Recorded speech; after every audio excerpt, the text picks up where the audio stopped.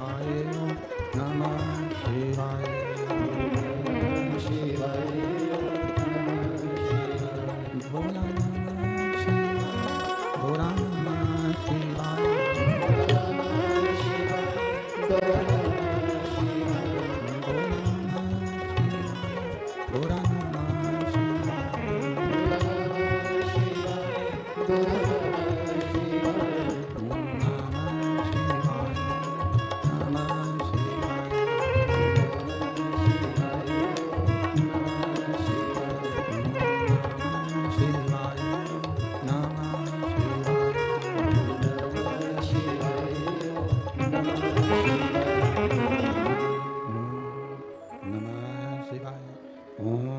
नमः शिवाय भोला नमः विश्वनाथ भगवान की जय, महाकालेश्वर भगवान की जय, ओंकारेश्वर भगवान की जय, अष्टविनायक भगवान की जय, पंडरीनाथ भगवान की जय, कुबेरेश्वर महादेव की जय। हर हर महादेव, हर हर महादेव, हर हर महादेव। हर काशी विश्वनाथ ओगरदानी प्रकालदर्शी कैलाशी अविनाशी भगवान शिव, जिनकी पुनित पावन शिव महापुराण की कथा संपूर्ण विश्व के कल्याण हेतु बाबा देवादिदेव महादेव की कृपा से श्रवण करने का सौभाग्य प्राप्त हुआ है। बड़े भाग्यशाली हैं संपूर्ण पुणे महाराष्ट्र के सभी श्रोता भाई बहन जो इस पुनित पावन पवित्र भूमि महाराष्ट्र की पावन धरा पर बैठकर अष्टविनायक शिव महापुराण की कथा श्रवण कर रहे हैं। कथा के मुख्य यजमान श्री शंकर भाऊ जगताप जी, भाजपा शहर अध्यक्ष श्री विजय भाऊ जगताप जी, अश्विनी ताई लक्ष्मण भाऊ जगताप जी, लोक नेता लक्ष्मण भाऊ जगताप मित्र परिवार। एक बार जोरदार ताली बजाकर जगताप परिवार के लिए, यजमान परिवार के लिए साधुवाद, जिन्होंने भादों के इस पवित्र महीने में ये पुण्यमय शिव महापुराण की कथा को करवाकर पुण्यमय शिव महापुराण की कथा को करवाकर संपूर्ण विश्व का कल्याण करा है। केवल पूना नगर ही नहीं, संपूर्ण महाराष्ट्र के, केवल महाराष्ट्र के ही नहीं, संपूर्ण देश के और विदेश में बैठे हुए सभी सनातन भाई बहनों को पुणे नगर के अष्टविनायक की लीलाओं का, कथा का स्मरण इस अष्टविनायक शिव महापुराण के माध्यम से मालूम पड़ा। ये अष्टविनायक हैं क्या?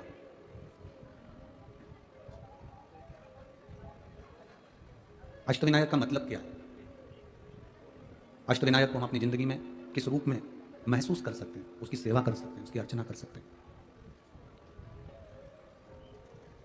भक्ति, पीछे की आवाज बढ़ाओ, यहाँ की आवाज नहीं, पीछे आवाज नहीं आ रही है। यहाँ की तो पहले जैसी थी वैसे कर दो, पर पीछे की बढ़ाओ। भक्ति श्रद्धा और विश्वास की मूलता है। जब हम भगवान श्री गणेश जी महाराज के मंदिर में जाएं या श्री गणेश जी का दर्शन करने के लिए पंडाल में जाएं, भगवान श्री गणेश जी की भक्ति करने के लिए, भजन करने के लिए, मंत्र जाप करने के लिए जब हम पंडाल में या मंदिर में प्रवेश करें, उस समय पर हमें ये भान होना चाहिए कि हम भगवान श्री गणेश जी महाराज की भक्ति करने के लिए आए हैं। तो ये भक्ति, ये श्रद्धा, ये विश्वास हमें दिया किसने? अगर भगवान की भक्ति हमको दी है, भगवान के भजन हमको दिए हैं, विश्वास हमको दिया है, श्रद्धा हमको दी है, आप कृष्ण भगवान की भक्ति कर लें, राम भगवान की भक्ति कर लें, दत्त भगवान की भक्ति कर लें, पांडुरंगा की भक्ति कर लें, हरि विठ्ठल की भक्ति कर लें, आपकी जहां मर्जी पड़े, आप जिस देवता की भक्ति करना चाहें करें। संपूर्ण भक्ति अगर देने वाला कोई है तो मैं भगवान कृष्ण के, भगवान राम के, भगवान दत्त के, भगवान पांडुरंगा के, श्री हरि विठ्ठल के करीब में अगर कोई ले जाने वाला है तो वो मेरा देवादिदेव महादेव ही है, मेरा शिव है। वो आपको आपके इष्ट के करीब लेकर जाता है। गणेश जी की भी भक्ति कर रहे हो तो ये अंदाजा लगाकर रखना कि ले जाने वाला शिव है। देवी की भक्ति कर रहे हो तो ये अंदाजा लगाकर बैठे कि भक्ति कराने वाला देवी की भी शिव है। किसी भी देवता की हम भक्ति करें, उसमें हमें उस भक्ति में डुबाने वाला कोई दूसरा नहीं है, केवल एक देव, वो देवादिदेव महादेव, दूसरा कोई हो ही नहीं सकता। तेरी कृपा बिना न हिले एक भी अणु, लेते हैं श्वास तेरी कृपा से तनु। बखान क्या करूं मैं राखों के ढेर का, चपटी भगोर खजाना कुबेर का। गंगाधार मुक्तिधार ओमकार भोले ओमकार आयो शक्तिधार शंभुतार किसी भी देवता के करीब में, चाहे गणेश जी हो, देवी जी हो, देवताओं के करीब में अगर हम जा रहे हैं, संसार के जितने लोग भगवान कृष्ण का गुणगान कर रहे हैं, संसार के लोग जितना राम का गुणगान कर रहे हैं, संसार के लोग जितना दत्त का गुणगान कर रहे हैं, संसार के लोग जितना देवी का गुणगान कर रहे हैं, संसार के लोग जितना श्री हनुमान जी का गुणगान कर रहे हैं, संसार के लोग जिसका भी गुणगान कर रहे हैं, ये शिव की भक्ति के बिना कर ही नहीं सकते। बिना शंकर की भक्ति के ये राम कृष्ण को पकड़ ही नहीं सकते, पकड़ेंगे ही नहीं। शिव की भक्ति कर ली तो राम मिल गए, कृष्ण मिल गए, और राम और कृष्ण की भक्ति कर ली तो शिव मिल गए। आप अगर ठाकुर जी की सेवा कर रहे हो, ठाकुर जी से लाड़ लड़ा रहे हो, ठाकुर जी का श्रृंगार कर रहे हो, तो समझना कि तुम शंकर के करीब में जा रहे हो। शंकर का श्रृंगार कर रहे हो, शंकर की भक्ति कर रहे हो, तो समझ लेना भारी विठ्ठल के, राम और कृष्ण के करीब में जा रहे हो। ये दुनिया के लोगों ने भेद कर देवताओं को विभाजन कर दिया। कई लोग हमसे कहते हैं, गुरुजी ये बताओ, रुद्राक्ष की माला के साथ में क्या तुलसी की माला पहन सकते हैं? गुरुजी ये बताओ, क्या तुलसी की माला के साथ में रुद्राक्ष धारण कर सकते हैं? तो हम उनसे पूछें, पहले तो ये बताओ कि कौन सी पुराण में लिखा है कि तुलसी पहनो तो रुद्राक्ष मत पहनो, रुद्राक्ष पहनो तो तुलसी मत पहनो? पहले तो वो पुराण लेकर आओ।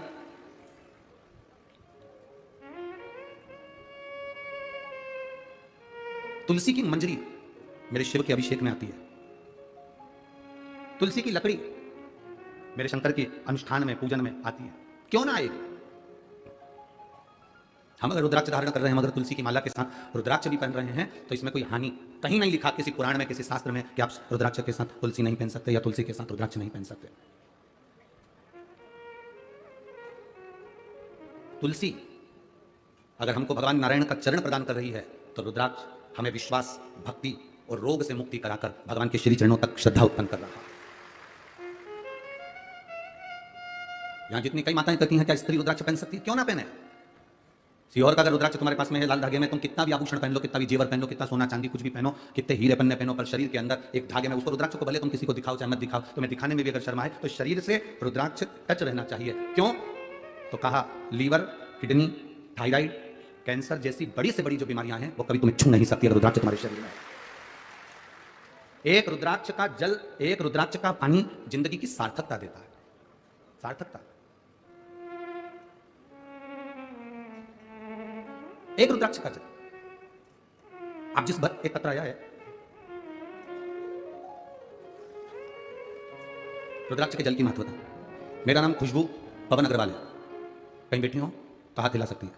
मेरा नाम खुशबू पवन अग्रवाल है, अगर कहीं बैठे हो तो हाथ हिला सकते हैं। खुशबू पवन अग्रवाल। हम बिलासपुर छत्तीसगढ़ के निवासी हैं, यहाँ पुणे में हमारी सर्विस है, तो वाकड़ में रहते हैं, ठीक है ना? पुणे के वाकड़ में रहते हैं, कहीं बैठी हो तो हाथ हिला सकती हैं, जहाँ कहीं भी बैठी हो। खुशबू पवन अग्रवाल। हम बिलासपुर छत्तीसगढ़ के निवासी हैं, यहाँ पुणे वाकड़ में हमारी सर्विस है, हम यहाँ रहते हैं। हमारे यहाँ संतान का सुख नहीं था, कईयों साल निकल गए, डॉक्टर को भी दिखाया, टेस्ट बेबी भी करवाया, पर नहीं। गुरुदेव बहुत लंबा समय निकल गया, तो डॉक्टरों ने भी कह दिया कि अब तुम्हारी उम्र बढ़ती जा रही है, तो संतान का सुख नहीं है। टेस्ट बेबी भी फेल हो गए, तो कैसे हो सकता है? आईवीएफ भी करवाया, सब फेल हैं। तब दूसरे के बच्चों को हम देखते थे तो अपनी गोदी में लेने का भाव जागृत होता था। गुरुदेव बड़े दुखी रहते थे। पहली बार कथा आपकी किसी के कहने पर 2021 में सुनी। हमारी पड़ोसन ने कहा कि जी एक काम करा करो, टीवी पर कथा आती है, बाबा से प्रार्थना करा करो।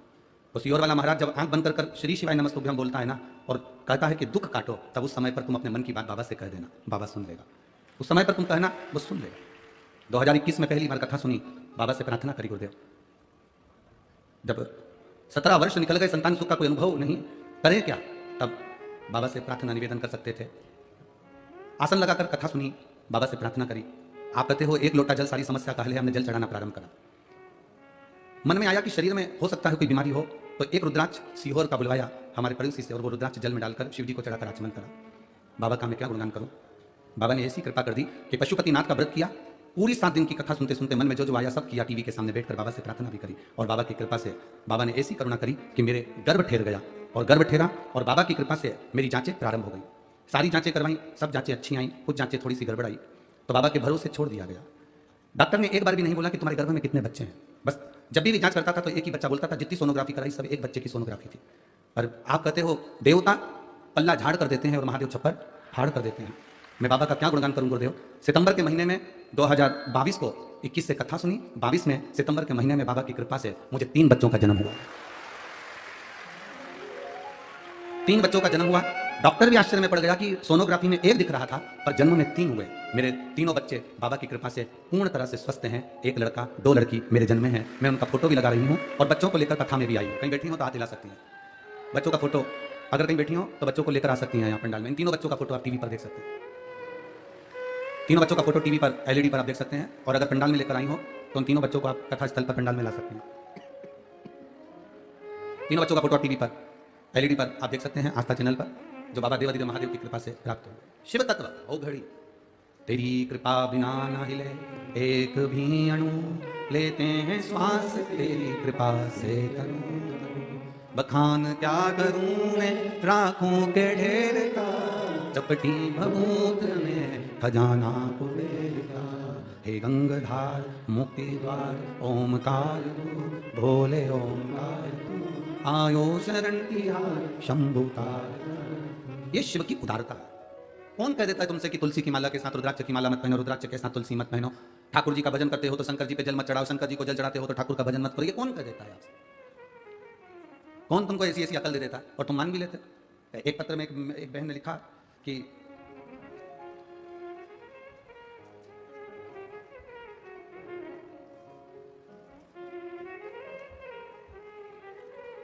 क्या उस पत्र में उन्होंने लिखा है, देखिए, मेरा नाम गायत्री तुकाराम पाटिल है, मैं जलगांव महाराष्ट्र से हूँ, कहीं बैठी हूँ तो हाथ हिला सकती हैं। मेरा नाम गायत्री तुकाराम पाटिल है, मैं जलगांव महाराष्ट्र से हूँ, कहीं बैठी हूँ तो हाथ हिला सकती हैं। इन्होंने पत्र में लिखा है, मेरा एक प्रश्न है गुरुजी आपसे, क्या विधवा स्त्री शिव को जल नहीं चढ़ा सकती? क्या विधवा स्त्री शंकर के मंदिर नहीं जा सकती? क्या विधवा स्त्री पशुपतिनाथ व्रत नहीं कर सकती? क्या विधवा स्त्री शंकर जी का कोई व्रत नहीं कर सकती? मैं जलगांव की इस बेटी से निवेदन करना चाहूंगा गायत्री तुकाराम पाटिल जी से, ऐसी कोई पुराण, ऐसा कोई शास्त्र नहीं है जिसमें लिखा हो कि विधवा स्त्री पूजन नहीं कर सकती। ऐसा कोई प्रमाण, ऐसा कोई शास्त्र वर्णन नहीं करता। ये तो कर्म की गति है हमारी। पत्नी पहले चली गई, पति पहले चले गया, ये कर्म की गति के अनुसार है। किसने कर्म की गति नहीं देखी? क्या दशरथ जी के प्राण नहीं छूटे थे? जरा ईमानदारी से बोलिए, दशरथ जी के प्राण नहीं छूटे थे? मां कौशल्या, मां केकई, मां सुमित्रा राम जी की माता थी। राम जी की माता थी मां कौशल्या, मां केकई, मां सुमित्रा। दशरथ जी चले गए, दशरथ जी के साथ बैठकर भी शंकर की आराधना करती थी। और राम जी वन चले गए, भरत जी कुटिया बनाकर रहने चले गए, शत्रुघ्न जी उनकी सेवा में चले गए, लक्ष्मण जी उनकी सेवा में चले गए। देवालय शिवालय घर में जो था उसकी आराधना माता कौशल्या के कई सुमित्रा जी ने ही करी थी। और जब राघव जी आ गए, अयोध्या का राज्य स्थापित हो गया, राम राज्य स्थापित हो गया। मेरे राम जी जब अयोध्या में आकर विराजमान हो गए, तब मेरे राम जब जब माता सीता के साथ में पूजन करने बैठते थे तो अपनी तीनों माताओं को साथ बिठाकर पूजन करवाते थे महादेव की। मेरे शंकर भगवान की आराधना तीनों माताओं को साथ बिठाकर करवाते। कौन शास्त्र कह रहा है कि वेदव्य नारी पूजन नहीं कर सकती? कौन शास्त्र कह रहा है? ये तो दुनिया ने अपने अपने एक नियम बना दिया, उसूल बना दिया। लेकिन हम नहीं मान सकते इसको। मेरा शंकर नहीं मानता, मेरा उग्रतानी नहीं मानता। क्यों नहीं मानता? क्योंकि पार्वती जी भी एक जगह पर वेदव्य बनी है, विधवा बनी है। पार्वती जी भी एक जगह पर विधवा बन गई, वेदव्य बन गई। तो कैसे मान ले हम? जब मेरे गणेश जी महाराज को भूख लगी, षडानंद कार्तिकेय को भूख लगी, अशोक सुंदरी को भूख लगी, और भूख लगने पर उन्होंने अपनी मां पार्वती जी से कहा, मैया बहुत भूख लग रही है, भोजन दो ना मां। ब्रह्मा ब्रह्म लोक में रहते हैं, भगवान विष्णु वैकुंठ लोक में रहते हैं, इंद्र इंद्र लोक में रहते हैं, पर मेरे महादेव मृत्यु लोक में रहते हैं, पृथ्वी पर। जरूरी नहीं है कि पृथ्वी पर रहने वाले व्यक्ति के पास में 24 घंटे चांदी की चम्मच होगी और सोने की थाली होगी। जरूरी नहीं कि पृथ्वी पर रहने वाले के पास में जिंदगी भर सुख रहेगा। शंकर भगवान पृथ्वी पर रहते हैं, इसलिए उनके जीवन में भी सुख दुख चलता रहता है, कभी अच्छा है कभी बुरा है। पार्वती जी ने भोजन के लिए शंकर भगवान को कहा तो शंकर जी तो नेत्र बंद करके बैठे थे, भोजन पर ध्यान नहीं दिया। बच्चे भूख से बिलख रहे थे, क्रोध आ गया मेरी माता को, मेरा बच्चा भूख से बिलख रहा है, मेरे स्तनों में दूध भी नहीं आ रहा, नहीं तो मेरे बच्चों को पिला देती। अब बच्चों को स्तनों में दूध कब आए? जब मेरे पति मेरे पर दृष्टि दे गए। अब करूं क्या? पति तो मौन होकर तब साधना में लीन थे। बच्चों को भूख से बिलखती हुई देखकर मां पार्वती जी ने शंकर भगवान को उठाया और निकल गई। शिव जी को निकल गई मां, और पार्वती जब शंकर भगवान को निकल गई, चारों तरफ हाहाकार मच गया कि भोलेनाथ ना जाने कहां है। सबने माता पार्वती जी की स्तुति करी। तब शंकर भगवान को प्रकट करने के लिए पार्वती जी ने अपने शरीर से धुआं प्रकट करा। धुआं प्रकट करा तो शिव जी का नाम ध्रुमवान हो गया और पार्वती का नाम धूमावती माता हो गया। पार्वती का नाम, माता जगज्जननी का नाम धूमावती माता हो गया। शिवजी ने कह दिया, पार्वती थोड़ी देर के लिए तुम्हारे पति तुम्हारे बीच में से चले गए थे, इसलिए तुम विधवा होगी, वेदव्य कहलाओगी। धूमावती की मूर्ति आज भी बिना श्रृंगार के, बिना मंगलसूत्र के, बिना चूड़ी के, बिना मांग में सिंदूर के, बिना मंगलसूत्र के, कोई लाल साड़ी माता को नहीं पहनाई जाती, पांव में बिछुड़ी नहीं पहनाई जाती, गले में मंगलसूत्र नहीं बंधा जाता, माथे पे बिंदी नहीं रहती, मांग में सिंदूर नहीं रहता धूमावती माता के। कभी अगर आप दतिया जाएं तो धूमावती माता की दर्शन कर सकते हैं। कभी आप जबलपुर के पास में जाएं धूमागाम तो मां धूमावती माता का दर्शन कर सकते हैं। धूमावती माता, तुम अपने पति को थोड़े समय के लिए निकल गई थी तो तुम वेदव्य स्वरूप में आ गई। पर धूमावती, शिवजी कहते हैं, धूमावती तूने अपने बच्चों के कल्याण के लिए मुझे निकला था, इसलिए मैं तुझे वर देता हूं, तेरा दर्शन करने वाला दुनिया में कभी हार नहीं सकता, विजय प्राप्त करता है। भारत की भूमि के जितने राजनेता हैं, भारत की भूमि के जितने सत्ताधिपति हैं, भारत की भूमि पर जितने जितने ये राजनेता होते हैं, ये कहीं ना कहीं जब विजय प्राप्त करना होती है तो धूमावती माता का स्मरण करते हैं। पीताम्बर पीठ जाते हैं, दतिया जाते हैं, धूमावती माता के यहाँ जबलपुर पहुंच जाते हैं, धुमा गांव। तो अपने बच्चों के लिए मुझे निकल गई थी, अपने बच्चों का कल्याण करने के लिए। तो मां पार्वती जी से शिव जी ने कहा, भले तू वेदव्य स्वरूप में धूमावती बनकर रहेगी, पर जो तेरा दर्शन करने आएगा उसके ऊपर तेरी कृपा दृष्टि अगर हो गई तो वो दुनिया में कभी नीचे नहीं जा सकता, ऊपर की ओर बढ़ता ही चल जाएगा। ये धूमावती माता। तो मेरी बहन से गायत्री तुकाराम पाटिल जी से मेरा निवेदन है, कौन कह सकता है कि वेदव्य नारी शिव का जल नहीं चढ़ा सकती, या शिव उपासना नहीं कर सकती, या शंकर का भजन नहीं कर सकती? ये कर्मगति है साहब। पत्नी पहले गई या पति पहले गया, ये कर्मगति के अनुसार है। इसमें नारी का कोई दोष नहीं है। इसमें नारी का कोई दोष है क्या कि पति चले गए तो नारी का दोष? नारी ने गला दबा के मार दिया जो दोषी कहलाए ना। पत्नी चली गई, पति का दोष नहीं, हो पति गया, पत्नी का दोष नहीं। शिव की आराधना में, शंकर की भक्ति में, शिव उपासना में, शंकर को जल चढ़ाने में मेरा भोलेनाथ ये नहीं देखता कि तुम क्या हो। शिव जी तो केवल तुम्हारे भीतर का स्नेह, प्रेम, श्रद्धा और विश्वास देखता है। स्नेह है। ये लोगों ने भ्रम पैदा कर दिया, ये लोगों ने भ्रांतियां पैदा कर दी हमारे देवताओं के प्रति। सनातन धर्म को तोड़ने के लिए ये सारी लीलाएं करी जाती है कि विधवा स्त्री मंदिर ना जाए। सनातन धर्म को तोड़ने के लिए लोग कहते हैं भगवान को अगरबत्ती मत लगाओ, अगरबत्ती में बांस होता है। ये नया एक आकर्षण लोग लेकर आए कि अगरबत्ती में बांस होता है तो भगवान को मत लगाओ। एक आकर्षण लेकर आए। ये सनातन धर्म के व्यक्ति नहीं कर रहे हैं, ये ऊपर से आया है, कहीं से दूसरे धर्म के व्यक्ति ने ये हमारे धर्म के व्यक्ति को फिट कर दिया कि अगरबत्ती में बांस होता है। उसका कारण केवल उसको ये करना था कि इनके हाथ से अगरबत्ती को छुड़वाकर मोमबत्ती पकड़ाना थी, इसलिए उन्होंने ये लीला रची। वो अगरबत्ती को छुड़वाकर मोमबत्ती पकड़ाना चाहते हैं, इसलिए आपसे कहते हैं अगरबत्ती मत लगा। दुनिया का कोई महाराज तुमसे मना करे कि अगरबत्ती मत लगाओ, पर हाँ मंदिर के अंदर नहीं, मंदिर के बाहर लगाओ। भगवान की मूर्ति काली ना पड़े, भगवान का छत काला ना पड़े, भगवान से दूरी हो, कपड़े ना लगे, कपड़े में चोट ना लगे, कोई दर्शन करने आए तो उसको दिए की लो ना लगे। ये हमारा फर्ज है कि हम अगरबत्ती को बाहर लगाएं, दिए को बाहर लगाएं। हम भगवान को कहीं कष्ट ना हो, किसी को दर्शन करने वाले को तकलीफ ना हो, ये हमारा फर्ज है। कह दिया साहब कि वो अगरबत्ती में बांस होता है,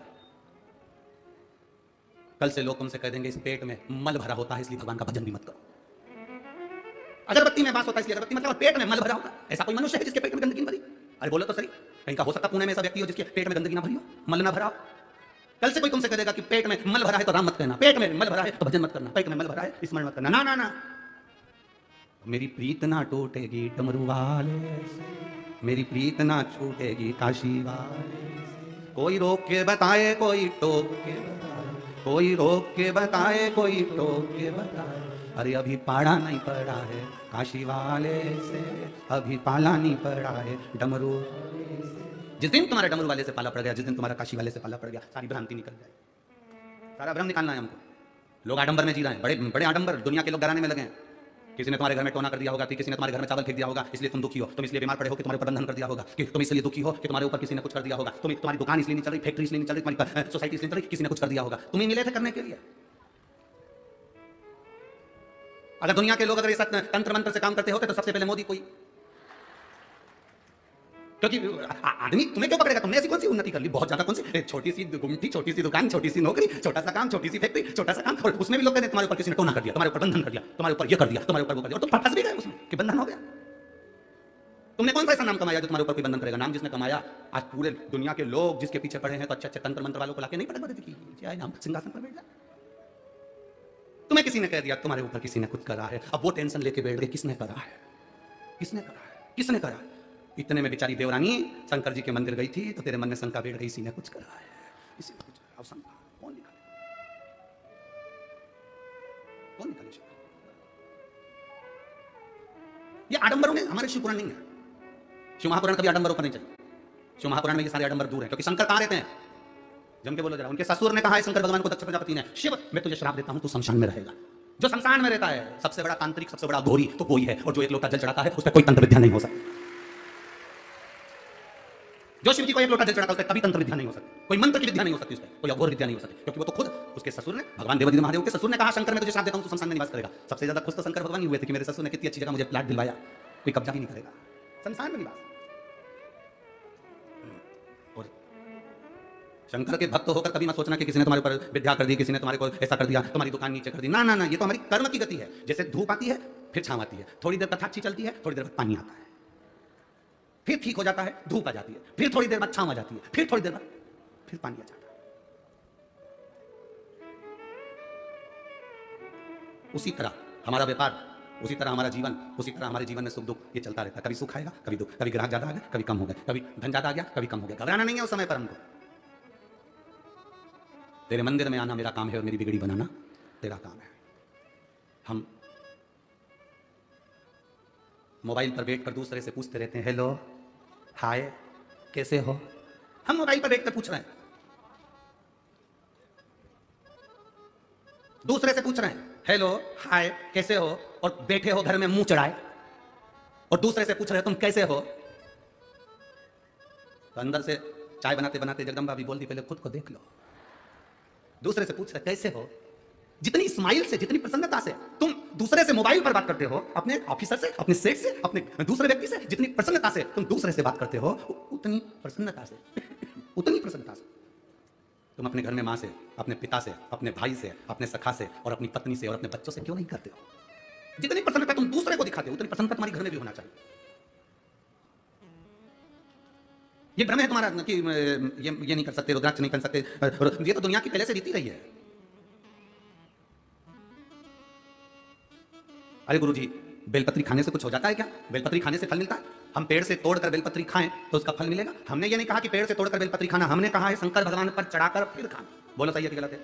बोला कि नहीं बोला? तो उसमें क्या अंतर है कि पेड़ से तोड़ के खा लो चाहे भगवान पे चढ़ा के खा लो? हमने कहा बहुत अंतर है। तुम्हारे घर पर जाना और आटा सेकना, गेहूं का आटा सेक के उसका सीरा बना लेना या उसकी पंजेरी बना लेना, वो सीरा पंजेरी बनाकर सत्यनारायण भगवान के सामने रख देना और एक कटोरी पंजेरी अलग रख देना। जो तुमने भगवान के सामने भोग में रखी है उस पंजेरी को खाकर देखना। जो तुमने दूध, दही, शहद, शक्कर मिलाया, पंचामृत बनाया, उस पंचामृत को भगवान सत्यनारायण के सामने रख दो और पंचामृत अलग से बनाकर खाओ। अलग से बनाकर जो खाओगे उसमें स्वाद नहीं आएगा, जो भगवान के सामने पहुंच गया उसमें स्वाद बढ़ जाएगा। और भी जाने दो तुम, तो इसको भी जाने दो, कभी और प्रैक्टिकल करना। गणेश जी के भंडारे हो, देवी जी के भंडारे हो, इधर नवरात्र में भंडारे वगैरह होते होंगे मंदिर वगैरह में, गणेश जी के भंडारे, देवी जी के भंडारे हो, या तुम्हारे यहाँ पर दिवाली के बाद में अन्नकूट हो, या दीपावली के बाद काले का प्रसाद, अन्नकूट हो तुम्हारे यहाँ दीपावली के बाद में। अब वो अन्नकूट के प्रसाद में नमक है कि नहीं पता नहीं, मिर्ची है कि नहीं पता नहीं, इतनी मोटी मोटी पूरी और आलू की सब्जी, भंडारे में जो भोजन बनता है वो भोजन, वो कद्दू की सब्जी, वो काशी फल की सब्जी तुम तुम्हारे घर में बनाकर खाना, वो मिक्स वेज सब्जी तुम्हारे घर में बनाकर खाना, उसमें स्वाद नहीं आएगा जो भगवान के भंडारे की सब्जी में स्वाद आएगा। स्वाद हट गया क्योंकि भगवान का प्रसाद बन गया। बेलपत्री पेड़ पे से तोड़कर खाओगे उसमें अंतर है, और भगवान को समर्पित कर खाओगे। एक एक पत्र आया है, देखिए। मेरा नाम अर्चना सचिन बंजारी, पता तहसील तला, जिला रायगढ़, कोंकण की निवासी हूं। कहीं बैठी हो तो हाथ हिला सकती हूँ, कहीं बैठे हो तो हाथ हिला सकती हूँ। मैं एक लोटे जल का क्या वर्णन करूं गुरुदेव। मेरे पति को 10 साल से किडनी में स्टोन थी और एक स्टोन 15 mm की और दूसरी स्टोन 6 mm की थी। डॉक्टर ने कहा था इसका ऑपरेशन जरूरी है क्योंकि किडनी बेकार होती चली जा रही है। करूं क्या? कहीं बैठी हो तो हाथ हिला सकती हैं, जहां कहीं बैठी हो हाथ हिला सकती है। अब करें क्या? डॉक्टर ने ऑपरेशन की तारीख निकाल दी गुरुदेव। हमने डॉक्टर से कहा कि हमें थोड़ा रुक जाओ, फिर हम ऑपरेशन करा लेंगे। अब डॉक्टर ने ऑपरेशन की तारीख निकाली, हम वापिस आ गए और वापिस आकर पुणे में हमारी बहन यहाँ रहती है, सांगवी में, यहाँ पर हमारी बहन का निवास है। उसने कहा कि एक लोटा जल चढ़ाया कर जीजी, एक लोटा जल चढ़ाकर वो पानी तेरे पति को पिलाया कर। शिव जी के मंदिर पर अगर चढ़ी हुई बेलपत्र मिल जाए तो उसको लिया कर और तेरे पति को खिलाया कर। ऑपरेशन के पहले एक बार प्रयोग तो कर। वो सीहोर वाला महाराज कथा में कहता है सारी समस्या का हल एक लोटा जल है और बेलपत्री सारी औषधि है, तो वो शिव जी पे चढ़ी औषधि खिला। अरे बहन, उसके किडनी के पास में एक 6 mm की, एक 15 mm की पथरी है, स्टोन है। डॉक्टर बोल रहा है उससे किडनी बेकार होती चली जा रही है, ऑपरेशन जल्दी कराना। उसने कहा तू थोड़े दिन कर तो सही। हम बाबा का क्या गुणगान करें गुरुदेव। केवल डॉक्टर ने 15 दिन दिए थे, 10 दिन तक बेलपत्र खिलाई और जल पिलाया, और जब वापस हॉस्पिटल में हम ऑपरेशन के लिए पहुंचे तो डॉक्टर ने जांच करी ऑपरेशन के पहले, तो कह दिया तुम्हारी दोनों पथरी गिर गई है, दोनों स्टोन निकल गए हैं। ये बाबा की कृपा, ये शिव तत्व है, घड़ी है। अब इससे बढ़कर सुख क्या चाहिए कि लोग कहें कि बेलपत्री में बेलपत्री कैसे खा सकते हैं, बेलपत्री क्यों खाएं, बेलपत्री खाने से उसको खाओ तो सही। कितना भी हाई शुगर जा रहा हो, कितनी भी तकलीफ शुगर की हो रही हो, कितना भी हाई जाए, 2-3 दिन लगातार बाबा पे चढ़ी हुई बेलपत्र मांग कर बाबा औषधि दे दीजिए। बेलपत्र उठा कर लाओ, खाओ। 2 दिन क्या, ये विश्वास करता है 1 दिन के अंदर तुम्हारी शुगर का लेवल बराबरी पर आकर खड़ा हो जाएगा। 1 दिन। क्या है इस बेलपत्र में? ये इस बेलपत्र में ऐसा क्या होता है कि जो इतनी औषधि का कार्य कर जाता है? कभी हृदय से, दिल से इस बेलपत्र को, कभी भाव से। कई लोग खाते हैं तो उनके मुंह में झाग हो जाता है, किसी को छाले भी आ जाते हैं। नहीं खा सकते तो उसको चूड़ा कर गोली बनाकर या चूर्ण कर बाद में पानी से पाओ, पर पाओ, नियम से पाओ। हम जब उसके भरोसे पर चलें तो जिंदगी का एक सुख अपने सामने होता है। हम विश्वास नहीं कर पाते हैं, भरोसा नहीं कर पाते। वो अग्रवाल परिवार की बहन से पूछना, उसके पत्र में लिखा है कि डॉक्टर जब भी बोले तो केवल सोनोग्राफी में 1 बच्चे का बोला, पर एक भी बार डॉक्टर ने नहीं कहा कि तुम्हारे 3 बच्चे हैं या 2 बच्चे। इसमें पत्र में लिखा उस अग्रवाल ने, एक भी बार नहीं लिखा। सोनोग्राफी अलग अलग जगह पर कराई तो भी किसी ने नहीं बताया कि तुम्हारे 2 बच्चे हैं कि 3 बच्चे हैं। बच्चे को जन्म देने के लिए गए तभी भी एक ही बच्चे का रिपोर्ट, और जन्म हुआ तो 3 बच्चे गर्भ से जन्म लिए। ये शिव तत्व नहीं हो क्या? और वो भी पूर्ण तरह से स्वस्थ, पूरे स्वस्थ। उसमें लिखा उन्होंने केवल एक रुद्राक्ष का जल, बहुत प्रबल एक रुद्राक्ष।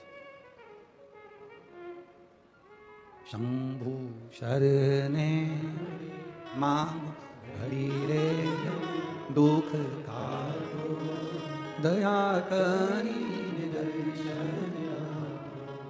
एक भरोसा हमारे भीतर जागृत हो। कल कथा में अपन सुन रहे थे वरद विनायक की कथा, चौथे नंबर के विनायक की कथा। उसमें एक राजा के संतान का सुख नहीं हुआ तो वो गुरु विश्वामित्र के पास जाकर निवेदन करता, मुझे संतान नहीं। असली गुरु के पास अगर पहुंचे हो तो तुम्हें बोलने की भी जरूरत नहीं पड़ती कि मुझे ये दुख है। बस एक बार गुरु जी से आपके नेत्र मिल जाएं और गुरु की दृष्टि केवल एक बार आप पर पड़ जाए तो बोलना नहीं पड़ता कि दुख मुझे ये है, अपने आप दुख पड़ जाता। असली गुरु की अगर शरणागति में गए हो तो, अब नकली तो बहुत पड़े हैं, और असली गुरु की शरणागति में गए। गुरु का काम क्या है? क्या काम है गुरु का?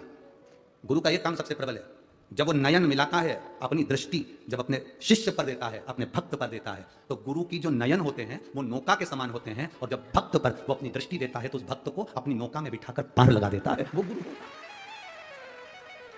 असली गुरु की शरण में जाओ तो कुछ मांगो ना मांगो, बस उसकी दृष्टि पड़ जाए। और गुरु का काम भी ऐसा, देखता ही नहीं है, बड़ी मुश्किल से देखेगा, जब देखेगा वो देखे ही नहीं। गुरु की शरणागति बड़ी प्रबल। विश्वामित्र बाबा के सामने जाकर राजा ने कह दिया मेरे घर में संतान नहीं है। विश्वामित्र जी ने कहा कि तुम्हारे घर में औलाद नहीं है, ये तुम्हारे पूर्व समय के कर्म का भोग है जो तुम्हें भोगना है। नहीं, मैंने सुना है अगर कोई सतगुरु कुछ कृपा कर दे तो होता ही है। देवता का काम है तुम्हारे भाग्य को लिखना, शिव जी का काम है तुम्हारे भाग्य को बदल देना, पर शंकर के पास भेजने का काम है किसी सतगुरु का जो तुम्हें उसके दरवाजे तक दे।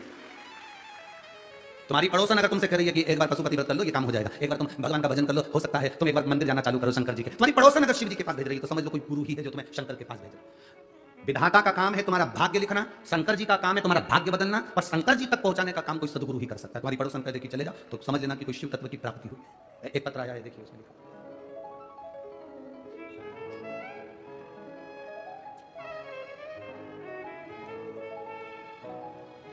मैं लताबाई सुभाष राव खेड़कर, उम्र है मेरी 60 साल, कहीं बैठी हो तो हाथ हिला सकती है। मैं लताबाई सुभाष राव खेड़कर, उम्र 60 साल, गांव शिरूर लाजबंद की ताजबंद, तुम समझ लेना, ठीक है। तालुका अहमदपुर, जिला लातूर, महाराष्ट्र की रहने वाली। कहीं बैठी है? हाथ हिला दो एक बार। हाँ ठीक है ठीक है, एक बार वापिस हाथ हिला दीजिए। श्री शिवाय नमस्तुभ्यम। ठीक है ठीक है। मेरे पति पीडब्ल्यूडी में सरकारी कर्मचारी थे, उनका निधन हो गया। 10 अक्टूबर 2006 को मेरे पति चले गए। कौन से सन में गए? 2006 में। गुरुजी बड़ी कठिनाइयों की जिंदगी चालू हो गई। मेरा बड़ा बेटा, मेरे पति जो गए उनके निधन के बाद उनकी नौकरी के लिए अप्लाई करता रहा पर उसको नौकरी नहीं मिली। अब 2006 में गया, 2023 चल रहा है, जरा विचार करिए, सालों निकल गए गुरुदेव पर नौकरी नहीं मिली। चक्कर काट काट कर थक गया पर उसकी किस्मत में नौकरी नहीं आई। गुरुदेव बड़े परेशान हो गए। तब हमारे गांव की एक महिला ने हमसे कह दिया कि तुम एक काम करो ना, इतने साल से 2006 से तुम अप्लाई कर रहे हो, नहीं मिल रही, तो शंकर जी के दरवाजे पर क्यों नहीं जाते? ऑफिसरों के चक्कर काट लिए, सारे ऑफिस वालों से मिल आए, सारे अधिकारियों से मिल आए, मंत्री संतरी से मिल आए, अब एक बार महादेव से तो मिलो। पड़ोसन का कहना माना और उस महिला ने हमसे कहा कि तू पशुपति व्रत कर। मैंने पशुपति व्रत करा, मेरे बेटे ने शिव जी के मंदिर में जल चढ़ाना प्रारंभ करा। 17 साल से जो काम नहीं हुआ, 7 दिन के अंदर मेरे बेटे को कलेक्ट्रेट में नौकरी मिल गई। ये शिव तत्व है। 2006 से जो नौकरी ना मिली, उसने लिखा 17 साल से जो प्रतीक्षा कर रही थी वो प्रतीक्षा निकली। 7 दिन के अंदर मेरा बेटा एनसीसी डिपार्टमेंट में नांदेड़ के अंदर पदस्थ हो गया। 7 दिन के अंदर बाबा ने मेरे बेटे को नौकरी दे दी। 2006 से मंत्रियों से मिली, संतरियों से मिली, सारे अधिकारियों से मिली, चरण धो लिए, प्रणाम कर लिया। 2006 से किस किस के हाथ नहीं जोड़े होंगे वो बताओ तुम? बोलो मेरी जीजियों पुणे वाली और मेरे भाई भी बैठे हैं। 2006 से किस किस के हाथ नहीं जोड़े होंगे उस मां ने? 2006 से उसके बेटे ने किस किस से निवेदन नहीं करा होगा कि मेरी नौकरी मेरे पिताजी की जगह लगा दो, मेरी नौकरी मेरे पिताजी की जगह? किस किस से नहीं कहा होगा उसने? किससे नहीं कहा होगा? बेटो बहन श्री शिवाय नमस्तुभ्यम, बैठिए। किससे नहीं कहा होगा उसने? सबसे कहा। पर कौन करे? कोई सतगुरु होता है, उसको उसने लिखा, गांव की एक महिला ने, गांव की एक मां ने, एक महिला ने मुझसे कह दिया तुम शिवजी का पशुपति व्रत करो और अपने बेटे से कहो 1 लोटा जल चढ़ा। फिर वही बात आ गई। विधाता भाग्य लिखता है, शंकर जी भाग्य बदलने को तैयार बैठे हैं। बस शंकर जी के पास में कोई भेजने वाला सतगुरु होना चाहिए। आज लोग हमसे कहते हैं गुरुजी तुमने कई लोगों की, बहुत लोगों की दुकानदारी बंद कर दी। हम किसी की दुकानदारी बंद करने के लिए व्यासपीठ पर नहीं बैठे। हमारा तो केवल एक काम है, ये शरीर मेरे महादेव ने अगर दिया है तो आपसे बस इतना कह सकते हैं कि महादेव की शरणागति लोगे तो दूसरे के हाथ जोड़ना नहीं पड़ेगा। दूसरे के हाथ नहीं जोड़ना पड़ेंगे। एक बार अगर शंकर की चौखट पर जाना चालू कर दिया, केवल ये मत सोच कर जाना कि मेरा काम होगा तब मैं शंकर जी के मंदिर जाऊंगी, काम नहीं होगा तो मंदिर जाना छोड़ दूंगी। ना, उसका पीछा मत छोड़ना, उसके मंदिर में जाना मत छोड़ना, उसको एक लोटा जल चढ़ाना मत छोड़ना, उसके दरवाजे पर झाड़ू पोछा लगाना मत छोड़ना। वो तुम्हें नहीं छोड़ेगा, जीवन पर्यंत नहीं छोड़ेगा। ये शिव तत्व है, शंभु शंकर ओघड़ी है। आप में से कितनी माताएं बैठी हैं, तुम्हारे यहाँ कोई काम करने वाला माँ आती हो और वो रो रो कर पोछा लगा रही हो तो तुम्हारे दिल नहीं पसीजता होगा? अरे बोलो तो जम के जरा। कोई रो रो के बर्तन मांज रहा हो, तुम्हारा दिल नहीं पसीजेगा? कोई रो रो के कपड़ा धो रहा हो, तुम्हारे घर के बच्चों को संभाल रही है, रो रो के खूब दुखी है, खूब दुखी, तो घर की जो सेठानी होती है वो पूछ लेती है, आई इधर आओ जरा, आई इधर आओ, क्यों रो रही हो, क्या हो गया? आज मेरी बहू से झगड़ा हो गया, उसने मुझे रोटी नहीं दी है, आज मैं बड़ी दुखी हूँ। सेठानी कहती है तुम काम छोड़ो के लिए, लो मैं प्लेट में खाना देती हूँ, लो खाओ। आई, रोना नहीं, जीवन तो चलता रहता है। सेठानी को दुख होगा, उसके घर की बर्तन वाली, काम वाली, पोछे वाली अगर कोई दुखी है तो सेठानी को दुख होता है। इस मृत्यु लोक में रहने वाला कोई मनुष्य दुखी है तो मेरे महादेव को दुख होता है, मेरा महादेव दुखी होता है। और महादेव को दुख किस बात का है कि तू मेरे घर में आता है, मेरा भजन करने वाला और दुखी हो जाए। संसार में रहने वाले, पृथ्वी पर रहने वाले अगर दुखी होंगे तो शंकर को दुख होगा, तो किसी को कोई फर्क नहीं पड़ेगा, पर शिव जी को दुख होगा कि मेरी पृथ्वी पर रह रहा है। ब्रह्मा ब्रह्मलोक में रहते हैं, भगवान विष्णु वैकुंठ लोक में रहते हैं, इंद्र इंद्रलोक में रहते हैं, देवता देवलोक में रहते हैं, पिता पितरलोक में रहते हैं, और शंकर भगवान मृत्यु लोक में रहते हैं पृथ्वी पर। सबसे ज्यादा दुख उनको होता है कि तुम इधर उधर क्यों भटक रहे हो। अगर तुम्हें दुख आया है ना तो तुम एक बार मेरे पास आओ तो सही, तुम मेरे पास आकर बोलो तो देखो। कई लोग कहते हैं कि भगवान को क्या बोलना पड़ता है, शिव जी को क्या बोलना पड़ता है?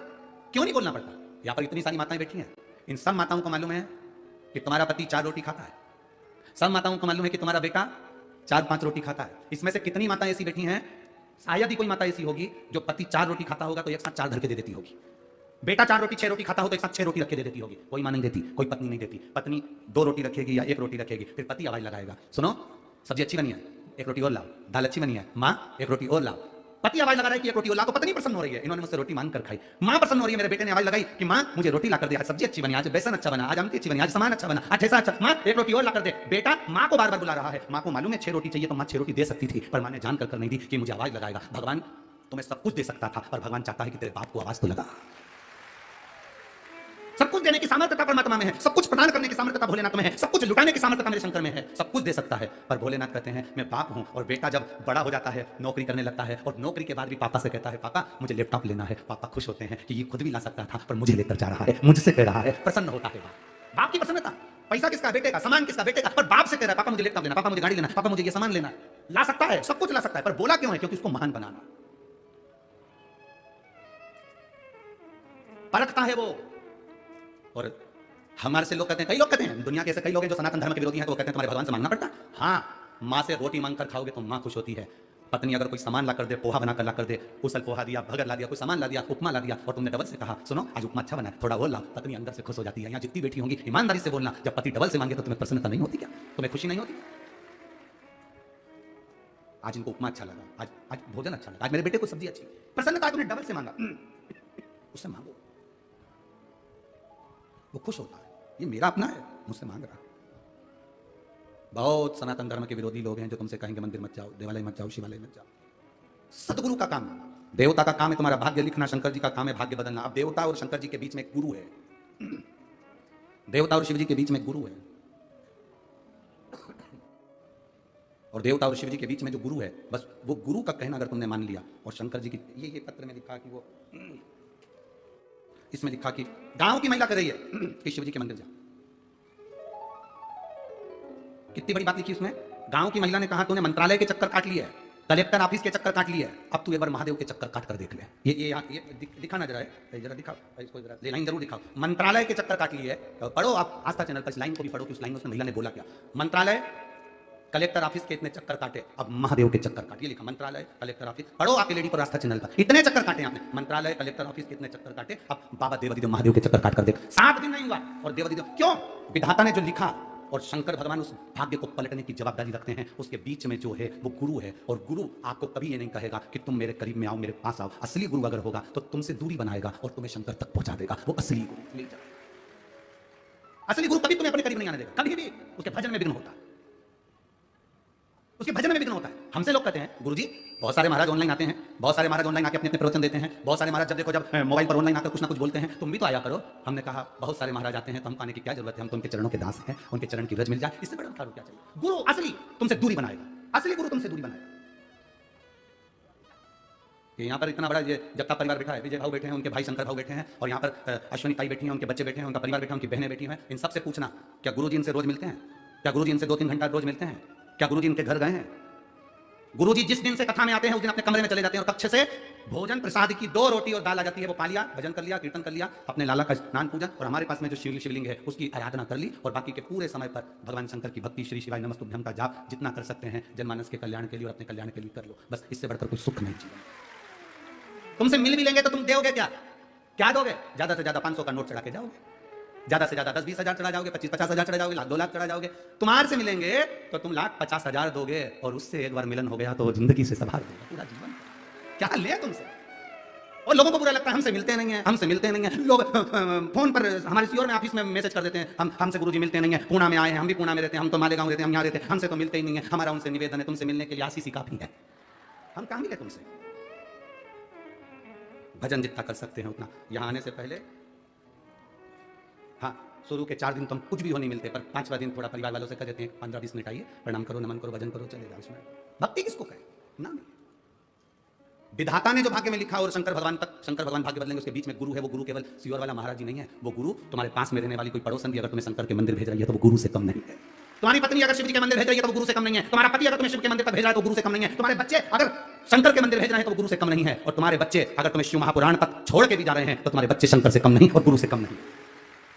शिव तक जो पहुंचा रहा है वो असली गुरु है, जो अपने करीब में ला रहा है। हमारे पास में आओ, हमारे पास बैठो, हम तुमको ज्ञान देंगे, हम तुमको ऐसा बना देंगे, हम तुमको बेल दे देंगे, हम तुमको भभूति दे देंगे, हम तुमको ये दे देंगे। जो अपने करीब में ला रहा है वो असली कभी नहीं हो सकता। मेरे शंकर भगवान कभी अपने पास में नहीं आने दिए किसी को भी। मेरे शिव जी ने कभी, तुम देखो सारे देवता जाते हैं भगवान विष्णु के पास में, सारे देवता जाते हैं भगवान इंद्र के पास में, सारे देवता जाते हैं ब्रह्मा जी के पास में। शंकर भगवान कैलाश पे आराम से बैठे हैं आंख बंद करके। तो पार्वती जी कई बार पूछ लेती थी कभी कभी तो आंख खोल लिया करो, कितने सारे लोग आते हैं इनको देखा करो, कभी कभी तो आंख खोला करो। भगवान शंकर ने कहा तू चिंता मत कर, जो मेरे लिए आता है उसको तो मैं देख लेता हूं, जो खुद के लिए आता है उसको देखता है क्या देखूंगी उसको। संत तुकाराम, संत ज्ञानेश्वर, मुक्ताबाई, ये जितने भी हुए, जितने रामकृष्ण परमहंस जी हो, मीराबाई हो, चाहे कोई हो, उन्होंने अपने से सबको दूर रखा, केवल भगवान को करीब रखा। केवल मेरा आप सबसे निवेदन है, आप भगवान से दूरी मत बनाओ, उसके पास में आओ। पास में से मतलब ये नहीं कि तुम 2-4 घंटे भगवान को मत छोड़ो। पास का मतलब ये नहीं होता कि भगवान को मंदिर में जाके बैठ जाओ तो छोड़ूंगी नहीं, चाहे कुछ भी हो जाए। और वाला महाराज बोला पास में रहो, ऐसा नहीं है। पास का मतलब क्या होता है? पास का मतलब है क्या? तुम कहीं पर भी रहो, कहीं पर भी। पत्नी ऑफिस में काम कर रही है, करते करते काम उसको अपने पति की याद आ जाए। पति कहीं पर भी काम कर रहा है, काम करते करते पूरे दिन भर में उसको पत्नी की याद आ जाए। माँ कार्य कर रही है, अपने बेटे की याद आ जाए। बेटा कार्य कर रहा है, अपने माता पिता की याद आ जाए। पहले राजस्थान में और महाराष्ट्र में माताएं ऐसा सिर पे हंडा रखती थी, हंडे पे हंडा रखती थी, हंडे पे हंडा रखती थी और चौमरी के ऊपर रखकर चल देती थी। एक हाथ में बाल्टी, इधर रस्सी और पानी भरकर चलती, उसके साथ में 2-4 और मिल जाती, सब बात करती करती, और रस्ते में कोई मिल जाती तो बात करने लगती। अब सिर पे हंडा, हंडे पर हंडा, और वो बात कर रही है सबसे। हंडा गिरता है, अरे बोलो तो जम के नहीं गिरता, क्यों? वो बात जरूर कर रही है और उसका ध्यान हंडे पर ही है। उसी तरह पास आने का मतलब ये नहीं है कि तुम शंकर के मंदिर में चिपक कर बैठ जाओ तो 2-3 घंटे नहीं हटो। ना ना, तुम कुछ भी काम करो, अपने ऑफिस में, दुकान में, घर में, परिवार में, कहीं पर भी रहो, बस दिन भर में 1 या 2 बार श्री शिवाय नमस्तुभ्यं कह लिया, समझ लो शिव के करीब में। ओम नमः शिवाय कह लिया, शिव के करीब में हो। नमः शिवाय कह लिया, शिव के करीब में हो। और तुमने अगर उसको याद कर लिया, शिव के जिस दिन तुम्हारे मन में, तुम रोज मंदिर जाओ, 1 दिन अगर मंदिर नहीं जाओ, तुमको अच्छा नहीं लगे तो समझ लेना कि तुम शंकर के करीब पहुंच चुके हो, तुम शिव के नजदीक आ गए। रोज मंदिर जाते हो, आज मंदिर नहीं गई ना तो अच्छा नहीं लग रहा। कई बार माताएं कह देती है आज मुझे अच्छा नहीं लग रहा, क्यों? आज मैं मंदिर नहीं जा पाई, आज मैं मंदिर नहीं गई तो मुझे अच्छा नहीं लग रहा। मतलब अब तुम शंकर के बहुत करीब पहुंच गए हो कि तुझसे मिले बिना मुझे चैन नहीं आ रहा। तुम इतने करीब पहुंच गए उस परमात्मा के कि तुम्हें चैन नहीं मिल रहा उसे। जब तक तुम मंदिर नहीं जाती, कई माताएं ऐसी बैठी, कई भाई ऐसे बैठे हैं कि जब तक तुम मंदिर नहीं चले जाए, लोटा भर के जल नहीं चढ़ाते, तब तक उसको चैन नहीं आता। तो समझ लो कि तुम भगवान के बहुत करीब पहुंच गए हो, तुम उसके बिना नहीं रह पा रहे और वो तुम्हारे बिना नहीं रह पा रहा। बस यही करीब बता, यही सुने हैं। तुझे ना देखूं तो चैन और तेरे सिवा कोई हो, अब कहूं तो फिर किसी ने कहा आ बैठ मेरे पास, बस ना मैं कुछ कहूं कुछ नहीं कहना। फिर उस जगह पर एक ही काम है, 1 लोटा जल उठाकर जो चढ़ाया और मुस्कुराकर जो महादेव के पास से गए। पार्वती जी भी शिव जी से कह देती है कितनी दुखी है, पर जब जब तुम्हारे मंदिर में आती है खुश होकर आती है। शंकर आज के बाद ये कभी आंसू नहीं बहाएगी, ऐसी खुश रहेगी, ऐसी प्रसन्नता उसके जीवन पर रहे। ये प्रसन्नता तेरे भरोसे मेरी गाड़ी, तू जाने तेरा काम जाने। अरे तेरे भरोसे मेरी गाड़ी, तू जाने तेरा काम जाने। तेरे भरोसे मेरी गाड़ी, तू जाने तेरा काम जाने। ओ तेरे भरोसे मेरी गाड़ी, तू जाने तेरा काम जाने। तू जाने तेरा काम जाने, तू जाने तेरा काम जाने, तू जाने तेरा काम जाने, तू जाने तेरा काम जाने, तू जाने तेरा काम जाने, तू जाने तेरा काम जाने, तू जाने तेरा काम जाने, तू जाने तेरा काम जाने। अरे तेरे भरोसे मेरी गाड़ी, तू जाने तेरा काम जाने, ओ तेरे भरोसे मेरी गाड़ी, तू जाने तेरा काम जाने।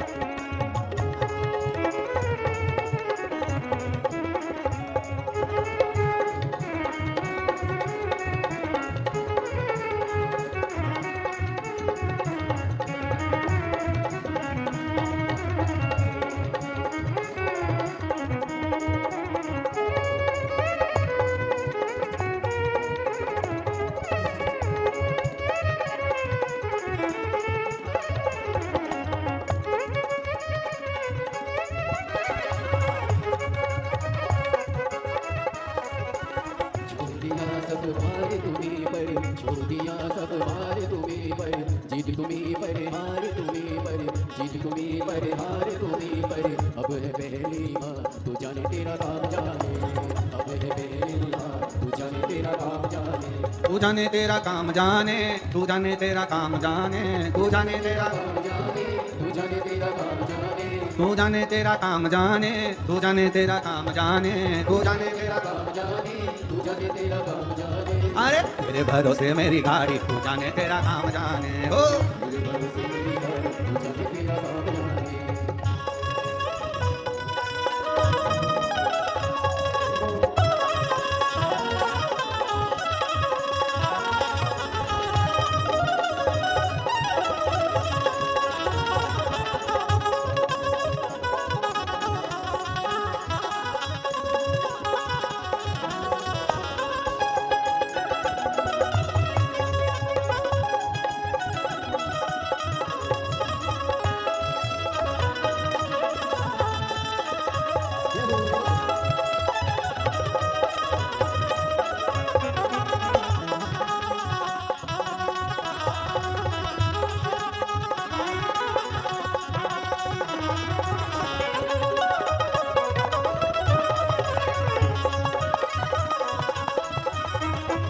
जब से बाबा तेरी शरण में आया, जब से बाबा तेरी शरण में आया, एक अनोखा आनंद पाया, एक अनोखा आनंद पाया। जब से बाबा तेरी शरण में आया, जब से बाबा तेरी शरण में आया, एक अनोखा आनंद पाया, एक अनोखा आनंद पाया। मिट्टी जगीत का सारी तू जाने तेरा काम जाने, मिट्टी जगीत का सारी तू जाने तेरा काम जाने, तू जाने तेरा काम जाने, तू जाने तेरा काम जाने, तू जाने तेरा काम जाने, तू जाने तेरा काम जाने, तू जाने तेरा काम जाने, तू जाने तेरा काम जाने। तू जाने तेरा काम जाने, तू जाने तेरा काम जाने। अरे तेरे भरोसे मेरी गाड़ी, तू जाने तेरा काम जाने, अरे तेरे भरोसे मेरी गाड़ी, तू जाने तेरा काम जाने, तेरे भरोसे मेरी गाड़ी, तू जाने तेरा काम जाने।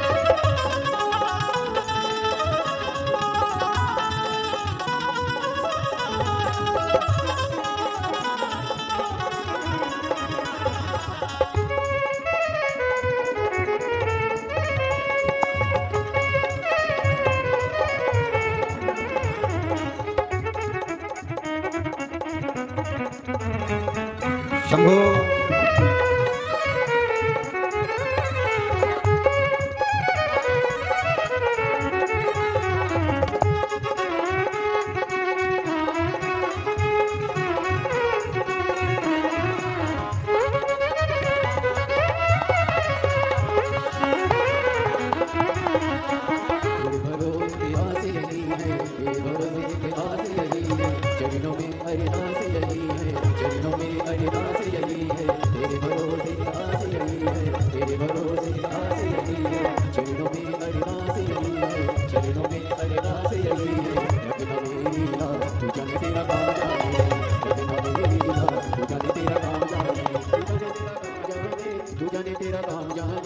जाने तेरा काम जाने, तू जाने तेरा काम जाने, तेरे भरोसे मेरी गाड़ी, तू जाने तेरा काम जाने, तेरे भरोसे मेरी गाड़ी, तू जाने तेरा काम जाने।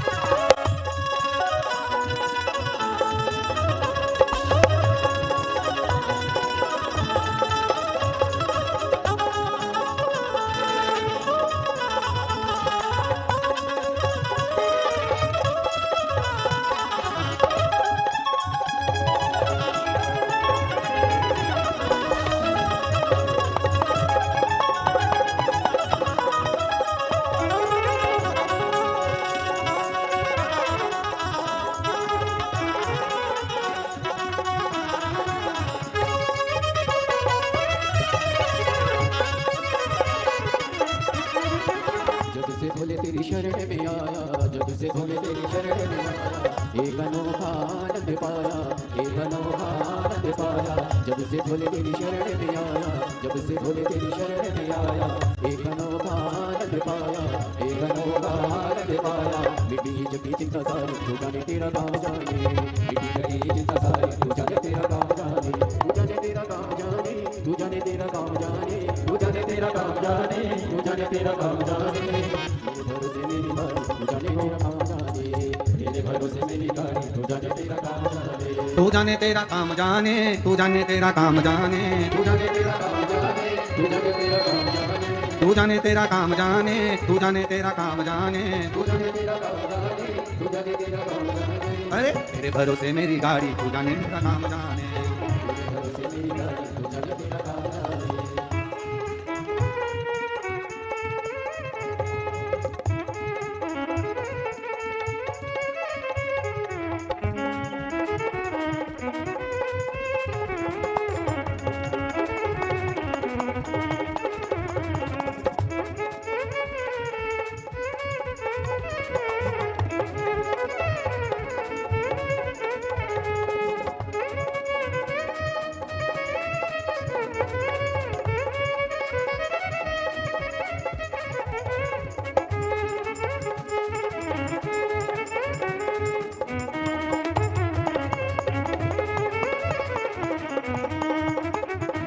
शंभो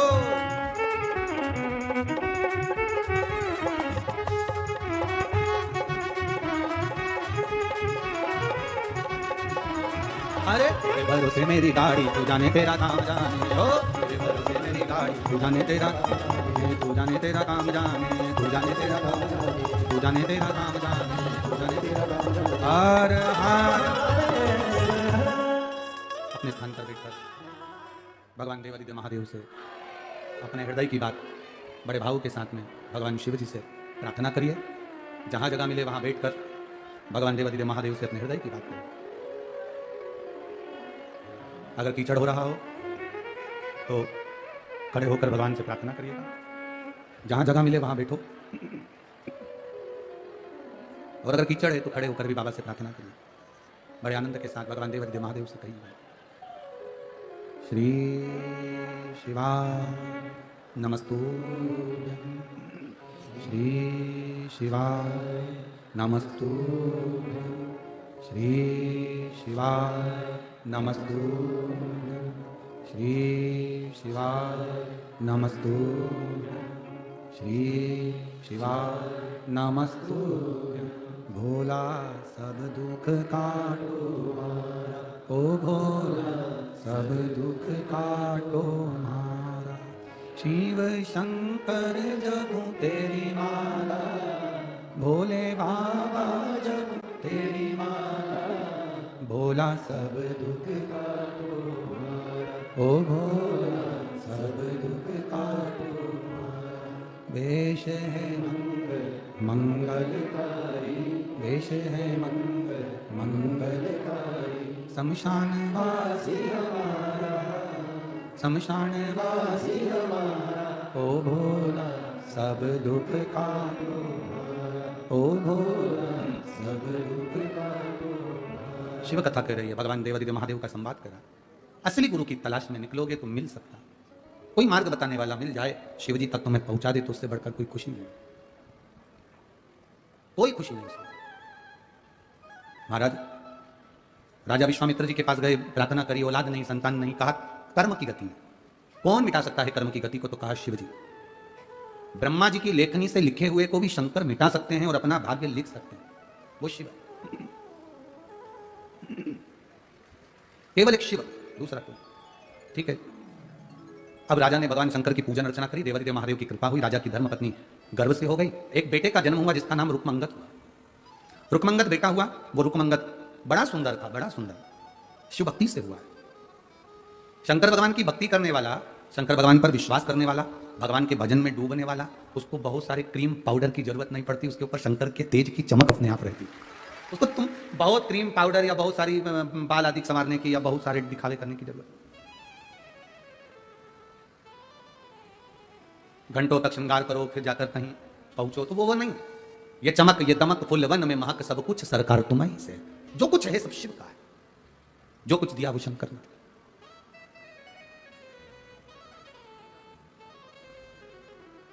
लोग कहते हैं तिरुपति जाओ तो भगवान वेंकटेश, भगवान बहुत कुछ दे देते हैं। हम कहते हैं भगवान नारायण भी इस पृथ्वी पर तप करने के लिए जब तिरुमला कर आए तो पहले नारायण ने सबसे पहले शिव जी से पूछा पृथ्वी पर आते से ही कि मैं तप कहां करूं, तब भोलेनाथ ने कहा कि तुम तिरुमाला पर बैठो और तप करो, तिरुमाला पर बैठकर तप करो। तो तिरुमाला पर तप तो कर लूंगा, भगवान नारायण बोले पर दिक्कत, दुनिया के लोग मेरे पास आएंगे, दुनिया के लोग मेरे करीब में आएंगे, तो मेरे पास में इतना भंडार हो कि मैं दुनिया के लोगों को लुटा सकूं, ऐसी कृपा कौन करे। तो भगवान शंकर ने कहा तुम बैकुंठ में रहते तो भंडार तुम्हारा था, पर पृथ्वी पर अगर तप करने आए हो तो भंडार हमारा है, तुम चिंता मत करो।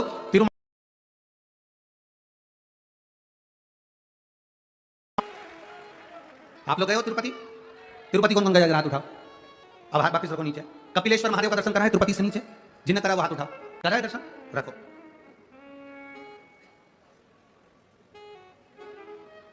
कपिलेश्वर महादेव कर रहे हैं, भगवान शिव कहते हैं मैं तुमको दूंगा भंडार, तुम जितना चाहो उतना लुटाओ, तुम्हारी मर्जी पड़े उतना लुटा, तुम्हारा मन करे उतना लुटा, तुम चिंता मत करो।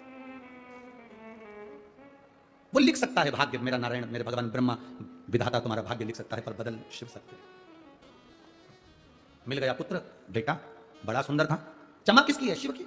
जो भगवान शंकर की भक्ति में लगा रहता है, शंकर जी को एक लोटा जल चढ़ाता रहता है, जल चढ़ाने वाले का चेहरा जब वो मंदिर से आए या मंदिर जाए, छोटा सा बच्चा अगर स्कूल की ड्रेस रोज भी पहने और स्कूल की ड्रेस भी पहनकर अगर छोटा सा बच्चा मंदिर जाके एक लोटा जल चढ़ा रहा है, तुम्हारे घर के नारी पुरुष बच्चे बेटा बेटी अगर शिव जी को जल चढ़ा रहे हैं या जल चढ़ा कर आ रहे हैं, रोज देखना उनको, उनके चेहरे पर कुछ अलग होगा, पर जिस दिन वो जल चढ़ा कर आएंगे उनके चेहरे पर अलग से चमक होगी। वो शिव तत्व की चमक, वो शंकर की चमक।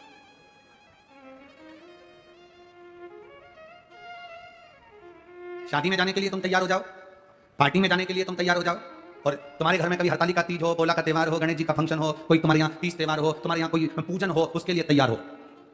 पार्टी में जाने के लिए तैयार हुए हो, उसके लिए तुमको ब्यूटी पार्लर जाना पड़ता है।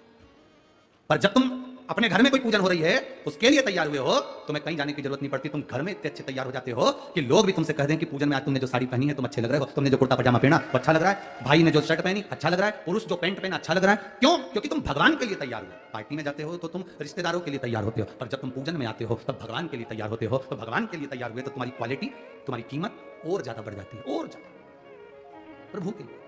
विश्वामित्र जी के कहने पर बेटा हुआ जिसका नाम रुकमंगत हुआ। रुकमंगत को विद्याध्ययन के लिए एक ऋषिवर के घर भेजा गया, गुरुवर के घर। उन गुरुजी के यहाँ पर उनकी धर्म पत्नी ने उस बालक को जब देखा, वो इतना सुंदर था कि उस बालक को वो अपने साथ रखना चाहती थी। ऋषि की पत्नी मुकंदा उस बालक को, रुकमंगत को अपना बनाना चाहती थी, पर रुकमंगत शिव जी की भक्ति में ऐसे डूबे रहते थे, उन्हें कोई मतलब नहीं। नारी ने उनको अपने करीब में बुलाना चाहा, पर रुकमंगत शिव की भक्ति में लगे रहे, उन्हें कोई मतलब नहीं। इंद्र को लगा क्यों ना मैं रुकमंगत का स्वरूप धारण कर चला। ऋषि पत्नी मुकुंदा के पास में, ऋषिवर के पास, पत्नी के पास में स्वयं इंद्र रुकमंगत का रूप रखकर चलेगा रहे। समय बीता, नारी का गर्भ ठेरा, गर्भ ठेरा तो एक बालक ने जन्म लिया। बड़ा सुंदर बालक था वो, बड़ा सुंदर, बड़े सुंदर बालक, और उस बालक का नाम हुआ भीष्मा। जब उस बालक ने जन्म लिया, जन्म लेते से पूछा मेरे पिता कौन है, पिता का नाम पूछा, तब बालक की आंख में जल भरा हुआ था, माता के नैनों में जल भरा हुआ था कि ऋषिवर पिता कहूं या रुकमंगत पिता कहूं, मैं किस पिता का वर्णन करूं। जानकर उनकी आंखों से जब जल बहा तो किस्मत ने पूछा मां तू सत्य बता, तो अगर तू सत्य नहीं बोलेगी तो मैं महादेव से सत्य लूंगा। ग्रीष्मद ने शिव जी के शिवलिंग का निर्माण कर महादेव से पूछा मेरे पिता का नाम क्या है, तो कहा तुम्हारे पिता का नाम इंद्र है।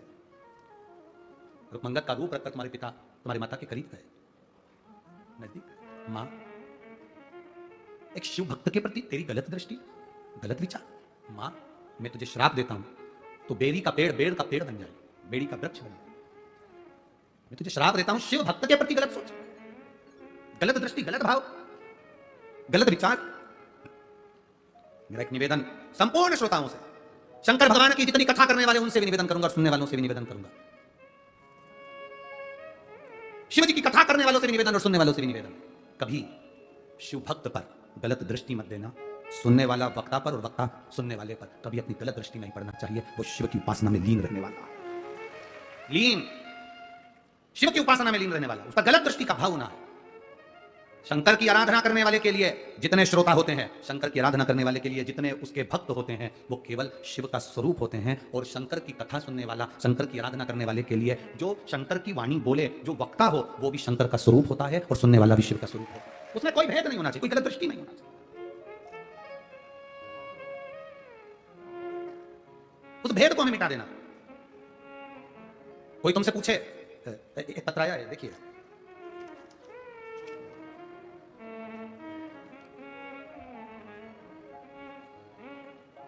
मैं स्नेहा युवराज पाटिल, औरंगपुर, जो फिलहाल आपकी कृपा से शिवपुर हुआ है, शाहदा, शिवपुर शाहदा से हूं। कहीं बैठी हैं? कहीं बैठी हो तो हाथ हिला सकती हैं। मैं स्नेहा युवराज पाटिल, शिवपुर शाहदा से हूं। आपने जो लाइन लिखी है वो आप पढ़े, अपने आस्था चैनल पर भी पढ़े, अपने एलईडी पर भी पढ़े। आज मैं हार गई, मेरे भोले बाबा और मेरे प्रदीप दादा आप जीत गए। ये शब्द देखिए, आज मैं हार गई और मेरा भोला बाबा और मेरा प्रदीप दादा आप जीत गए। आज मैं इस पत्र के माध्यम से उन सबको जवाब देना चाहूंगी कि शिव बाबा, भोलेनाथ दादा होता क्या है। मेरे जीवन के कईयों साल निकल गए, मेरी जिंदगी के कईयों वर्ष निकल गए, मैं कभी भी पका हुआ भोजन नहीं कर सकती थी। भोजन को उबालते थे, पानी जैसा लिक्विड मुंह में डाल लेती थी।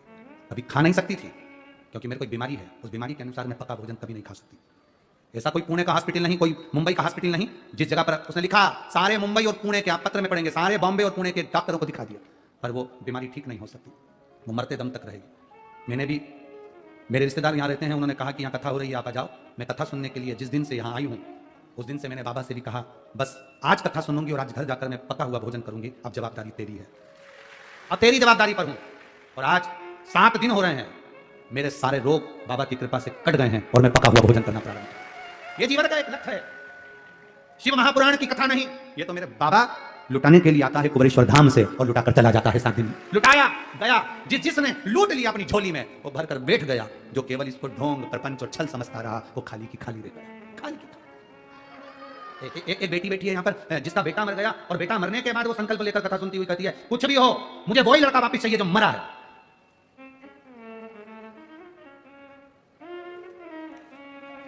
श्वेता महेश वारीकर, सांगवी की रहने वाली हूं, गुरुजी कहीं बैठी हो तो हाथ हिला सकती है, सांगवी की रहने वाली। मैं क्या वर्णन करूं, 12 साल के बाद मेरा गर्भ ठहरा था, गर्भ ठहरने के बाद मेरा बच्चा चले गया, मर गया। अब बाबा से प्रार्थना करूं तो कैसे, परिवार वाले दुखी, मैं दुखी। मैंने भी शिव जी का वही सफेद आंकड़े की जड़ का प्रयोग करा और शंकर भगवान से प्रार्थना करी, मेरा बेटा जो मरा वो बेटा मुझे वापस चाहिए। हमारे पूरे खानदान में लड़का नहीं है, बड़ी मुश्किल से बेटा हुआ था, वो भी मर गया। बाबा कुछ भी करो, बाबा की कृपा से वो बेटा जो 12 साल के पहले जो मरा, बाबा की कृपा से 40 साल के बाद फिर वही बेटा बाबा की कृपा से प्राप्त हुआ। ये शिव तत्व वो घड़ी है, ये तकाल लिखा 40 साल के बाद। आप पढ़े मीडिया के माध्यम से, टीवी पर, एलईडी पर, आप आस्था चैनल पर, 40 साल के बाद फिर घर में वही रोना, वही बेटा आया। ये शिव तत्व योग है, उसकी उदारता, उसकी कृपा, उसकी करुणा। आप करो शिव की भक्ति, क्यों ना मिले, क्यों ना दे। बोल बम का नारा है, एक सहारा उसका, गुरु की शरणागति से सुख अनुभव मिला। भोलेनाथ जी ने कह दिया, तुम्हारे पिता इंद्र मां को श्राप दिया। मां बिलखने लगी, अब मेरी मुक्ति का कारण क्या बनेगा। कहा तुम भगवान शंकर की आराधना करो, शिव की आराधना करोगे तो जरूर उद्धार होगा। शिव की आराधना करी, आराधना का फल यह हुआ कि रुक्मंगद भी शंकर की आराधना में लगे और मुकुंदा ने भी शिव की आराधना करी, और चले तो ग्रीष्माद ने भी शिव की आराधना करी। तो इन तीनों के कल्याण के लिए भगवान इनको वर देने के लिए श्री विनायक गणेश जी को भेज दिए, और जो विनायक गणेश जी आए उनका नाम वरद विनायक हो गया, जो अष्ट विनायक में से चतुर्थ नंबर के विनायक हो गए, वरद विनायक। बोल वरद विनायक भगवान की। 5वें नंबर पर जो आते हैं, चिंतामणि विनायक के नाम से आते हैं। कौन से विनायक हैं? चिंतामणि। चिंतामणि विनायक, ब्रह्मा जी को इतनी चिंता व्याप गई, ब्रह्मदेव को इतनी चिंता व्याप गई, तारकासुर ने उपद्रव मचाया, चारों तरफ तारकासुर उपद्रव मचा रहा था। इस तारकासुर का संहार कैसे हो, उस चिंता में ब्रह्मा जी फंसे हुए, तो वो चिंता से मुक्त कैसे? जब उपद्रव मचा तो इस चिंता से मुक्ति कैसे? कैसे मुक्ति मिली? महाराज अब करूं तो करूं क्या? ब्रह्मा भी चिंता में ग्रसित होकर बैठे थे। भगवान नारायण के पास में ब्रह्मदेव पहुंचे और जाकर भगवान नारायण से कहा, प्रभु एक मन में संशय है कि तारकासुर उपद्रव मचा रहा है, बड़ी भारी चिंता है। तारकासुर को वर है कि शिवजी का मंगल विवाह नहीं होगा और उनके द्वारा पुत्र नहीं होगा, तब तक ये तारकासुर मरेगा नहीं, करे क्या? भगवान नारायण ने कहा, चिंता मत करो, आएगा समय और तारकासुर का भी वध होगा और सब काम होगा, सब होगा। तारकासुर का? हाँ। कौन करेगा? भगवान शंकर के पुत्र के द्वारा तारकासुर का वध होना। और आया समय, भगवान षडानंद कार्तिकेय के द्वारा तारकासुर का वध होना है। ब्रह्मा जी ब्रह्मदेव जो चिंता में फंसे हुए थे, जो चिंता में लगे हुए थे, ब्रह्मदेव। समय आया, शिव जी का मंगल विवाह पार्वती जी के साथ में हो गया। शिव जी के तेज पुंज को पवन देव ने ले जाकर अग्नि की साक्षी में सुंदर भाव से गंगा जी को दिया। गंगा जी की धार से 6 पुत्र जन्म ले लिए। 6 पुत्रों का रोना एक साथ, 6 पुत्रों का दूध पीना एक साथ। जानकर गंगा जी परेशान हो गई, तब ऋषियों की पत्नी कृतिकाओं को बुलाया। आज ऋषि पंचमी भी है। आप सभी माताओं को शुद्ध भाव से, आनंद भाव से ऋषि पंचमी की बहुत बहुत बधाई, बहुत बहुत। अब जब देखा, सप्त ऋषियों की पत्नी को बुलाया और बुलाकर गंगा जी ने कहा कि ऋषियों की पत्नी से मेरा निवेदन केवल इतना सा है कि ये मेरा बालक जो जन्मा है, मेरे 6 बालकों का जन्म हुआ है और ये 6 बालक रोते एक साथ हैं, दूध पीते एक साथ हैं। अब करूं तो करूं क्या? आप सब मिलकर संभालो। ऋषियों की पत्नियों ने 6 ही बालक को संभालने का प्रयास किया। परेशान हो गई होगी, बहुत परेशान। अब जब बहुत ज्यादा मात्रा में परेशान हो गई, करे तो करे क्या? विचार क्या किया जाए? करे क्या करें? ऋषियों की पत्नी ने 6 बालक को गंगा जी के घाट पर सुलाया, हाथ में गंगा जी का जल लिया। अगर हमारा साथी तो पक्का है, हमने अपने पतियों की सेवा परमेश्वर मानकर करी है, तो ये 6 की 6 एक हो जाए। और वो षडानंद कार्तिकेय एक हो गए। अच्छा, वो 3 बच्चे, हाँ लिया गया। जो कथा के शुरू में कहा था, डॉक्टर के हिसाब से 1 बच्चा था और बाबा की कृपा से 3 बच्चों का जो जन्म हुआ है वो यहां आए हैं। देवता देते हैं पल्ला झाड़कर और महादेव देता है छपार।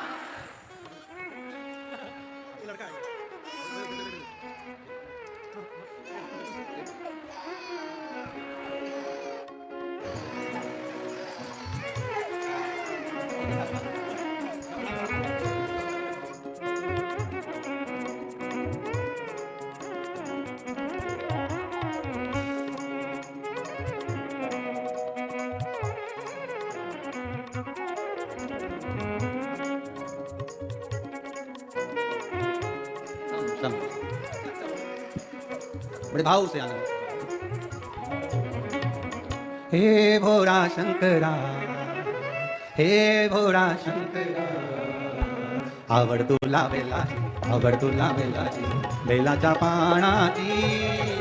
हे भोरा शंकरा, शंकरा, हे भोरा शंकरा, शंकरा, हे भोरा शंकरा, आवड़ तुला वेलाची, आवड़ तुला वेलाची, बेलाचा पाणाची। हे भोरा शंकरा, शंकरा, हे भोरा शंकरा, जय हो।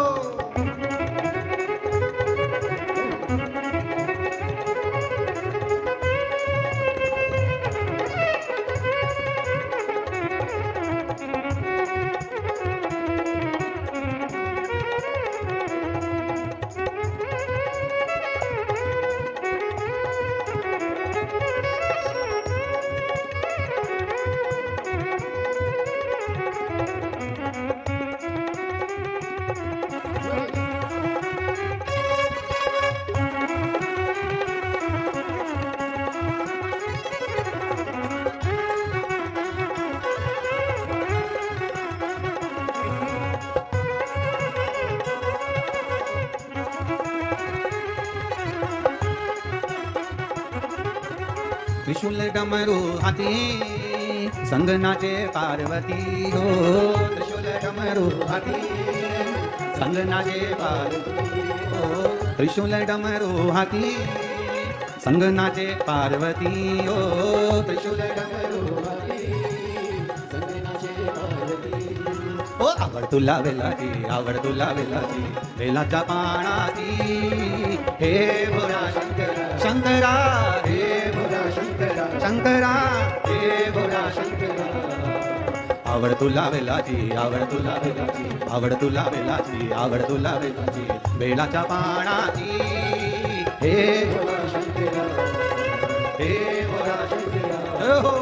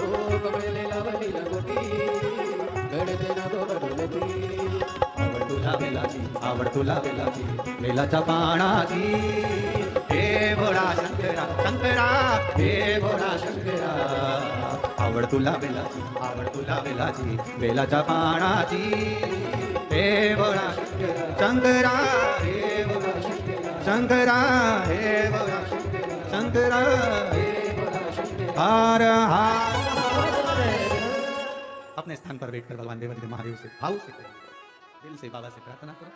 आज तो तुम्हारे दिल की हो गई, रोज पत्र में लिखकर भेज रहे हो, केवल एक ही भजन गाते हो। आज तो 2 हो गए। गणपति बप्पा ऊर्जा वर्षीय, एक लड्डू छोटा सा, शंकर जी का पोरिया। बाबा से प्रार्थना, सब अपने स्थान बैठकर आनंद के साथ दिल से बाबा से कहे श्री शिवाय नमस्तु, श्री शिवाय नमस्तु, श्री शिवाय नमस्तु, श्री शिवाय नमस्तु। भोला सब दुख काटो, ओ भोला सब दुख काटो। शिव शंकर जब तेरी माला, भोले बाबा जब तेरी माला। भोला सब दुख काटो, ओ भोला सब दुख काटो। वेश है मंगल मंगलकारी, वेश है मंगल मंगलकारी। शमशान वासी हमारा, शमशान वासी हमारा। ओ भोला सब दुख काटो, ओ भोला सब दुख काटो। शिव कथा कर रही है ब्रह्मा जी का चिंता को हरने के लिए भगवान शिव जी के मंगल विवाह से षडानंद कार्तिकेय का प्रागट्य हुआ। तारकासुर को मारने के लिए स्वयं मां पार्वती मैया गणेश जी से पूछकर षडानंद कार्तिकेय जी को भेज देती है। बोला तारकासुर का संहार हुआ, भगवान श्री ब्रह्मदेव की चिंता समाप्त हुई, ब्रह्मा जी की चिंता मिटी। तब भगवान ब्रह्मदेव से भगवान गणेश जी कहे, गणेश जी ने ब्रह्मा जी से कहा क्या चाहते हैं? ब्रह्मा जी कह रहे हैं कि आप पृथ्वी पर जाकर चिंतामणि बनकर लोगों की चिंता को हरें और चिंतामणि विनायक के रूप में विराजमान भगवान श्री गणेश जी हो गए। लिखकर दे दीजिए, छोटा सा लिखकर दे दीजिए, चिंतामणि के रूप में भगवान श्री गणेश जी महाराज का भाव जागृत है। शिव कथा कर रही है, ये 5वें गणेश जी के रूप में विराजित है, शिव तत्व को। और तेरी कृपा बिना न हिले एक भी अणु, लेते हैं श्वास तेरी कृपा से। शिव महापुराण की कथा कहती है, अगला जो वर्णन आया है बाबा देवाधिदेव महादेव के भाव के साथ में, छठा गिरजात्मज के रूप में भगवान श्री विनायक विराजमान हुए। भगवान गणेश जी महाराज का जो छठा स्वरूप है अष्ट विनायक में, वो श्री गिरजात्मज के रूप में। समय एक क्रूर, एक बालासुर, एक व्योमासुर और एक सोमासुर, ऐसे 4 असुर ऐसे हुए जिनका संहार देवता भी नहीं कर पा रहे, क्योंकि इन चारों ने भगवान ब्रह्मा जी से वर प्राप्त किया था कि जिस समय पर पार्वती जी का नाम गिरजा कहकर पुकारा जाए, और उस समय पर पार्वती जी भगवान शिव की आराधना कर रही हूं, उसी समय पर शंकर की आराधना करते समय पर माता पार्वती गिरजा बनकर जब शिव जी की आराधना करेंगी, और शिव की आराधना पार्थिव लिंग का निर्माण पूजन करते समय उनके हृदय से शिव तत्व की प्राप्ति के मूल में श्री विनायक जो प्रकट होंगे, वो इन चारों असुर का संहार करते। एक क्रूर, दूसरा बालासुर, तीसरा ब्रह्मासुर, चौथा सोमासुर। इन चारों का संहार होना कठिन है। अब पार्वती मैया को वापिस गिरजा बनना, मतलब पार्वती मैया मायके जाए और मायके में जाकर पार्वती मैया जब शंकर जी के शिवलिंग की आराधना करे, पूजन करे, अर्चना करे, पार्थिव शिवलिंग का निर्माण करे, और निर्माण करे और उस समय पर उनको गिरजा संबोधन से कोई संबोधित कर दे, शिव आराधना करते समय गिरजा संबोधन से कोई संबोधन। अब यह कठिन विषय, फिर भी सारे देवता जब हार गए न असुरों से, तब ब्रह्मा जी ने भगवान विष्णु से कहा, विष्णु जी ने भगवान शिव जी से कहा, आप पार्वती मैया को कुछ समय के लिए हिमालय राज के यहाँ भेज दो, कुछ समय के लिए हिमालय राज के यहाँ भेजा जाए, कुछ समय हिमालय राज के यहाँ भेज दिया। चिंता तो व्यापी, पार्वती जी को अगर हिमालय राज के यहाँ भेजेंगे तो श्रेष्ठता थोड़ी ना लगेगी। हिमालय राज के यहाँ से कोई बुलाने आए तो हम पार्वती जी को भेजें, मायके से अगर कोई लेने आए विशेष कोई कार्य के लिए तो बहू को भेजा जाए तो अच्छा लगे। कोई मायके में कार्यक्रम ही नहीं है, कुछ फंक्शन ही नहीं है, और घर की बहू को भेज दिया जाए तो कहां की श्रेष्ठता? इसमें श्रेष्ठता बनेगी तो बनेगी कहां? हम कैसे भेज सकते हैं? फिर भी संपूर्ण विश्व के कल्याण के लिए, संपूर्ण जगत के उद्धार के लिए भगवान भोलेनाथ ने माता पार्वती को भेज दिया हिमालय राज के यहाँ। हिमालय राज के यहाँ पार्वती जी पहुंच तो गई, पर पार्वती जी आज लेखन पर्वत पर पहुंच गई अपनी सखियों को साथ में लेकर, जिस पर्वत को आज के समय में लण्याद्री पर्वत के नाम से पुकारा जाता है, जहां पर गिरजात्मज भगवान श्री विनायक विराजमान। उसको, उस पर्वत का जो नाम है हमारे यहाँ गणेश पुराण के अंतर्गत, जिस पर्वत पर भगवान श्री गिरजात्मज विनायक विराजमान है, उसको लेखन पर्वत कहते हैं हमारी शास्त्र में, गणेश पुराण। अब यहाँ पर जो भी पर्वत उसको बोला जाता है वो अपने ऊपर। अब भगवान लेखन पर्वत पर मां पार्वती पहुंच गई, सखियों को साथ लेकर पहुंच गई। सारी सखियां अलग अलग गुफाओं में प्रवेश कर गई। अष्टविनायक में गिरजात्मज भगवान विनायक का जहां मंदिर है, वहां पर आप अगर दर्शन करने गए होंगे तो अलग अलग गुफाएं वहां पर विराजी। सारी गुफाओं में सारी सखियां प्रवेश कर गई। एक गुफा में माता पार्वती जी प्रवेश कर गई, शिवलिंग का निर्माण कर भगवान की भक्ति में बैठी थी। उसी समय पर एक सखी को पार्वती जी को ढूंढने के लिए भेजा गया। हिमालय राज ने कहा जाकर देखो पार्वती गई कहां, हिमालय सुता गई कहां। जब ढूंढने के लिए भेजा तो गिरजा गिरजा कहकर पुकारने लगी सखी। गिरजा गिरजा कहकर जब पुकारते समय शिवलिंग का स्पर्श कर रही थी, और स्पर्श करते समय जब वर मिला था कि गिरजा शिव जी का स्पर्श कर रही हो पार्वती, और कोई गिरजा कहकर पुकारे, उस समय पर एक बालक प्रकट होगा। वो साधारण नहीं, स्वयं गणेश प्रकट होगा, और वो प्रकट होकर इन चारों असुरों का संहार कर सकता, इन चारों असुरों का संहार करेगा। श्री गणेश जी महाराज का प्रागट्य हो गया। गणेश जी ने पूछा मैं किसका पुत्र हूं, तो उस समय पर सखी ने कह दिया तुम इस गिरजा के पुत्र हो, तो गिरजात्मज कहलाओगे, और तुम्हारा अवतार केवल ये चार असुरों का संहार तुमको करना है। क्रूर, दूसरा बालासुर, तीसरा ब्रह्मासुर और चौथा सोमासुर। इनका संहार तुम्हें करना है, चारों का संहार। भगवान श्री गणेश जी महाराज गिरजात्मज बनकर संहार करने के लिए गए। मां जगत जननी ने वर दे दिया, तुम संपूर्ण पृथ्वी के कल्याण के लिए इस गुफा में हमेशा के लिए विराजमान रहोगे, संसार सागर का कल्याण करोगे, उद्धार करोगे, संपूर्ण विश्व का। भगवान श्री गणेश जी महाराज का छठा स्वरूप गिरजात्मज के रूप में विराजे। भगवान श्री गणेश जी महाराज सुंदरानंद के साथ विराजमान होते हैं, और पार्वती मैया को उनकी चिंता लगती है। रिद्धि सिद्धि के साथ में उनका मंगल विवाह हो रहा होता है। कोटा राजस्थान में 1 अक्टूबर से 5 अक्टूबर तक 2 बजे से 5 बजे तक देव पितर शिव महापुराण की कथा है। 7 अक्टूबर से 13 अक्टूबर तक शिव धाम कोडिया छत्तीसगढ़ में सुंदर गौ पितर शिव महापुराण की कथा रहेगी। रिद्धि सिद्धि भगवान श्री गणेश जी महाराज के गले में जयमाला पहना रही है। जोरदार ताली बजाकर स्वागत करिए। अब गणेश जी महाराज रिद्धि सिद्धि के गले में जयमाला पहना रहे हैं। रिद्धि सिद्धि ने अपने गले की माला निकालकर वापिस श्री गणेश जी महाराज के गले में दिया। गणेश जी प्रसन्न होकर रिद्धि सिद्धि के कंधे पर अपना हस्तकमल रखते हैं। भाव भक्ति के साथ कल कथा का समय सुबह इस पंडाल में कथा का समय 8 बजे से 11 बजे तक रहेगा। सुबह 8 बजे कथा प्रारंभ होगी, 11 बजे तक चलेगी। टीवी चैनल पर कथा 2 बजे से 5 बजे तक ही आएगी। 1 अक्टूबर से 5 अक्टूबर तक कथा का क्रम अपन सब कोटा राजस्थान से लेंगे। बीच में जो 21 तारीख को यहाँ कथा समापन होगी, 23 तारीख को सीहोर में अग्रवाल महिला मंडल की अग्रवाल धर्मशाला, छोटी सी धर्मशाला है, ज़्यादा बड़ा स्वरूप, क्योंकि ये कथा हमारे शुरू से एक व्यासपीठ की कथा चली आ रही है, इसलिए वहाँ जगह कम है, इसलिए आप लोगों को वहाँ का निमंत्रण नहीं दिया है। ना ही वो आस्था चैनल पर आएगी, ना फेसबुक यूट्यूब पर आएगी, ना वो कथा कहीं फेसबुक यूट्यूब पर चलेगी, ना आस्था चैनल पर चलेगी। तो 23 तारीख से 29 तारीख तक सीहोर वासियों के लिए और सीहोर के आसपास के भक्तों के लिए वो कथा